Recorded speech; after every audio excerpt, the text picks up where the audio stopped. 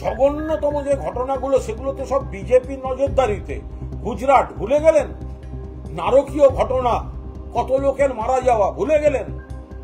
নয়াদিল্লি ভুলে গেলেন? মিজোরাম এখনো চলছে। যেখানে বিজেপি সেখানে ধর্মীয় মেরুকরণের নামে অশান্তি।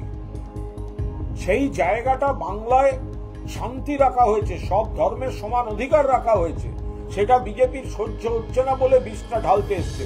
সুকান্ত মজুমদাররা বিষ ঢালছেন। এই যে দিলীপ ঘোষ, শুভেন্দু অধিকারী, সুকান্ত মজুমদার, এরা সব দু চারজন নাকি আজকে একসঙ্গে দাঁড়িয়ে নাকি মিটিং করেছেন। আরে একে অপরকে দেখতে পারে না। ওনাদের এই চারজনের একসঙ্গে হওয়াটা না, বোঝা যাচ্ছে প্লটটা অনেক ওপর থেকে হয়েছে।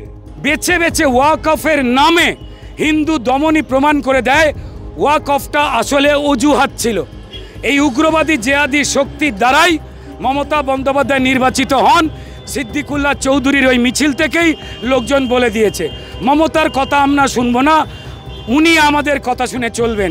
আর এই আনন্দে, যে আনন্দে এই জেহাদি শক্তিদের লোকজন হিন্দুদের ধর্মীয় পতাকা খুলে দিয়েছে, মমতা বন্দ্যোপাধ্যায় সিদ্দিকুল্লাহ চৌধুরীকে বলেছেন এই জমায়েতে আমি খুশি। অর্থাৎ এই অস্থিরতার, এই হিন্দু দমনের নামে যে মিছিল, উপরে নাম দেওয়া ছিল ছদ্ম ওয়াকফ, যে আন্দোলন সারা ভারতবর্ষে কোথাও কোনো মুসলমান এইভাবে